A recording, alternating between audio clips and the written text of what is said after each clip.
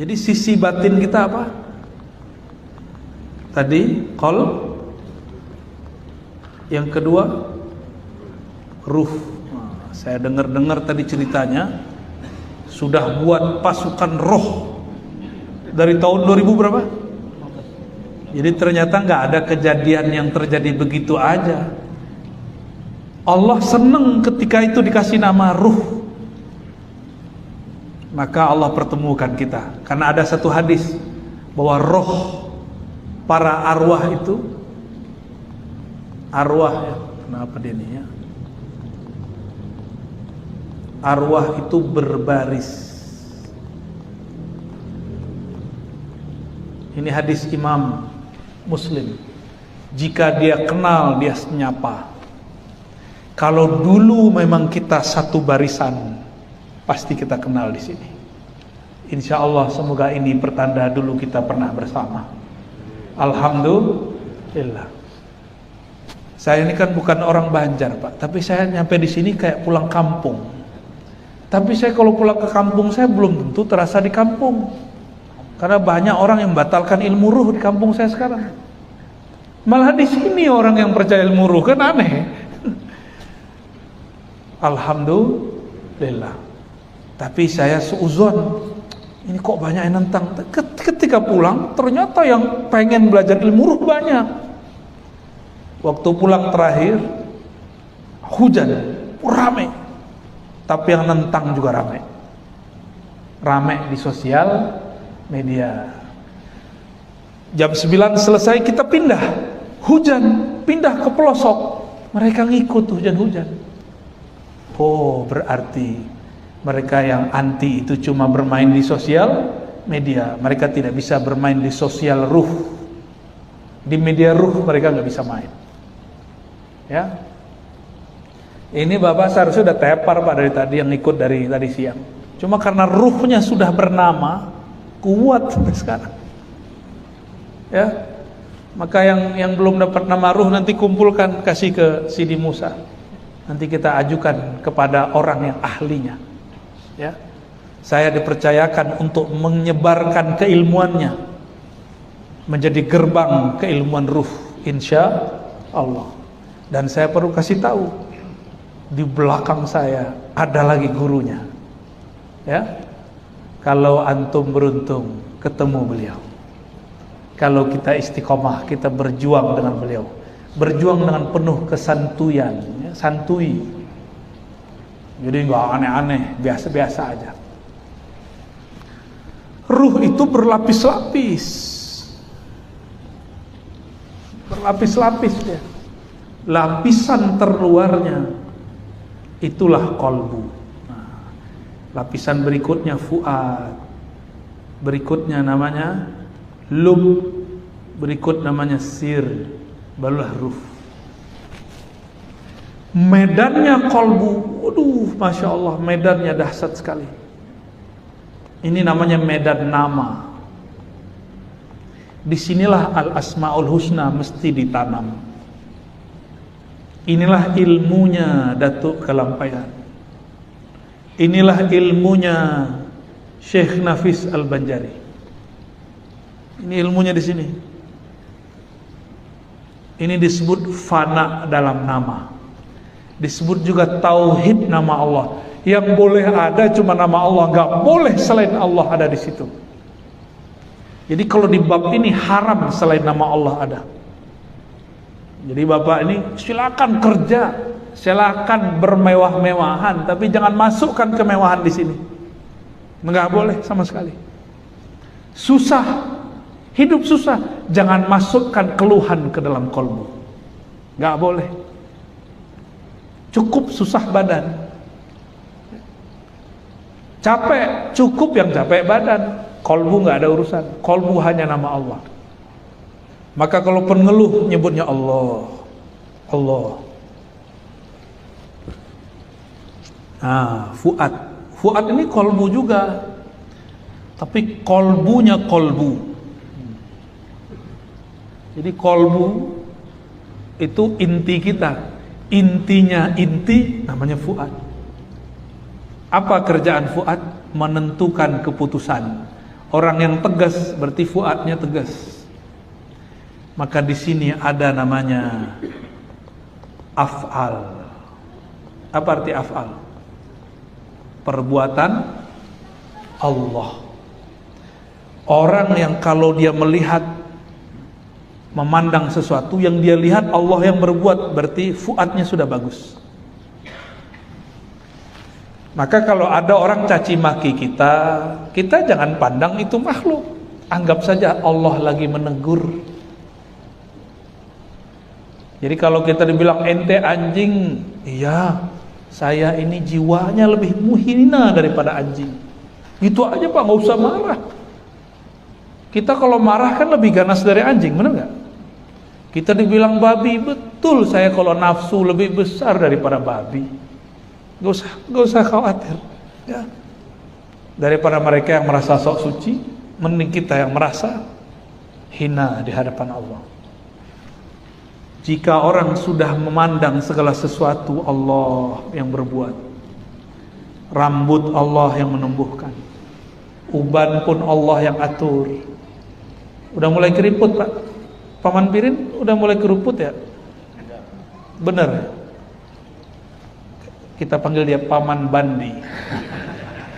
Udah mulai keriput belum? Dikit. Bagian tertentu belum katanya. Ngeri kali ya. Kayaknya ada maunya nih, kita lapor ke istrinya ya.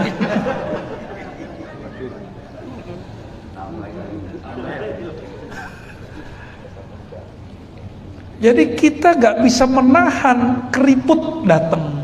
Ada yang bisa nahan? Gak ada. Rambut saya banyak ubannya nih Pak. Mungkin lebih banyak dari Paman Bin.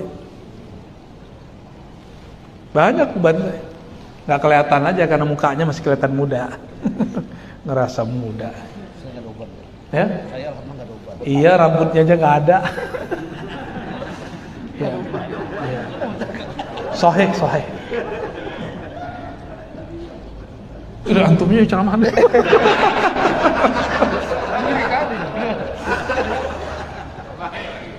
Allahumma sholli ala Muhammad. Kalau kita sudah sadar bagian terkecil dalam diri ini kita pun tidak kuasa, apalagi ngurus alam semesta. Maka ujiannya para pemimpin yang ngurus negeri, dia ngerasa dia yang mimpin atau dia ngerasa dipimpin oleh Allah. Ujiannya apa itu? Ya. Itu ujian, itu berat itu.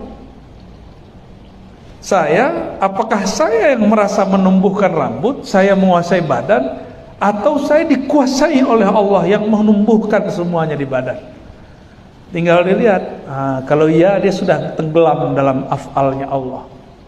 Ya, masuklah dia ke alam berikutnya. Habis lub, di sini ada sifat. Sifat-sifat Allah. Sifat Allah ini ada beragam. Ada sifat ma'ani, ada sifat ma'nawiyah. Ada ma'ani, ada makna wiyah. Nah, ma'ani ada di sir, makna wiyah ada di lub. Beda-beda tipis. Lub itulah mulai wali-wali dulu selevel-level kutub sampai ke sir. Inilah makomnya Abah Gurus, kumpul di sini. Lub dan sir ini. Jadi beliau kalau ngajar di situ duduknya. Kalau nggak lub sir, kalau sir lub, udah begitu aja terus. Kalau lebih banyak di sir, maka akan banyak rahasia keluar, walaupun yang dibaca kitabnya sedikit. Itu berarti di sir mainnya. Sir itu boleh diartikan library ruhani, perbendaharaan, perpustakaan ruh. Kan tadi ada tentara ruh. Wah, ini perpustakaannya di sini.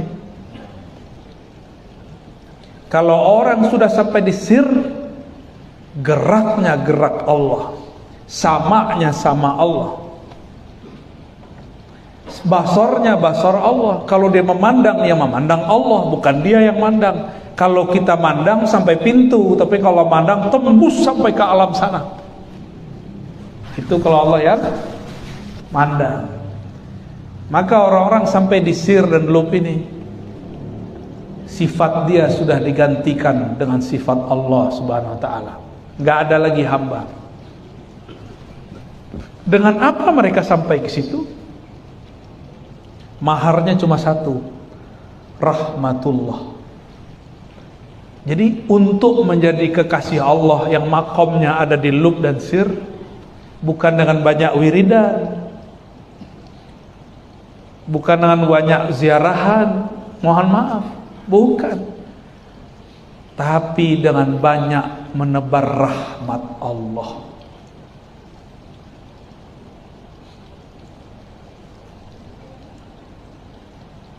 Atau memegang adab-adab kepada Allah. Dua aja, rahmat Allah, adab kepada Allah. Ada seorang udah wirid puluhan tahun gak jadi wali, tapi sekali nama yang dia wiridkan ditulis di kertas, dibuang oleh orang gak beradab ke tong sampah. Dia lihat badannya gemetar. Lah, itu nama yang aku wiridkan. Dia ambil, dia bersihkan sedikit, langsung dia makan. Ya Allah, ampunkan orang yang membuang ini. Ampunkan aku yang sadar tapi tidak menyelamatkan. Dia kemudian makan itu, udah kertas udah kotor, udah jijik lah tempat sampah. Pulang-pulang badan terasa nggak enak, istirahat. Tiba-tiba tertidur, antara sadar tidak sadar Allah datang kepadanya dan mengatakan, wahai hambaku, engkau resmi hari ini jadi kekasihku. Kenapa ya Allah? Karena aku belum sempat beramal, wiridku belum aku kerjakan. Allah mengatakan, karena engkau beradab menjaga nama-namaku. Jadi kadang zikir banyak-banyak gak jadi wali, tapi karena beradab dengan satu nama jadi wali. Jadi kalau baca Quran jangan taruh Quran di bawah, ya. Siapa tahu dengan menjaga itu kita diangkat jadi wali Allah. Seorang pelacur PSK jadi kekasih Allah cuma karena ngasih makan, ngasih minum anjing yang terhina, kata orang sono, ya, anjing hina dikasih minum sama PSK, jadi wali dia, diampuni Allah karena ada rahmah di kalbunya. Orang kalau rahmah di kalbunya, kasih sayang, maka dia tidak menyimpan kebencian. Ini yang diceritakan Nabi, akan duduk di tempat ini ahlul jannah. Dipergoki oleh Abdullah bin Umar, ternyata gak punya amal aneh-aneh.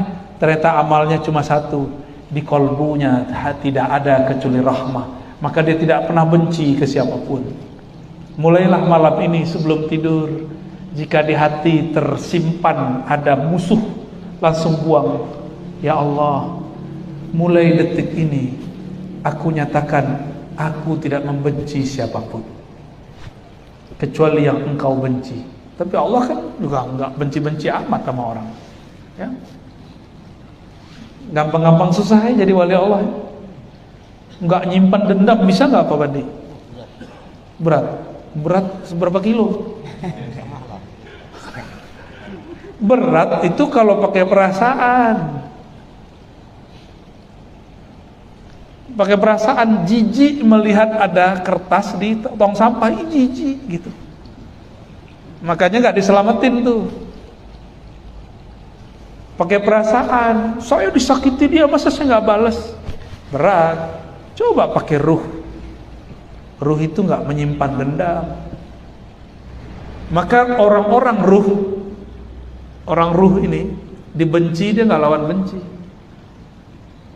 Dipuja dia nggak merasa terpuja, dipuji dia nggak merasa terpuji, biasa aja tuh ruh. Betul-betul netral ruh itu, betul-betul netral. Maka pasukan roh harus punya kualitas sifat-sifat roh.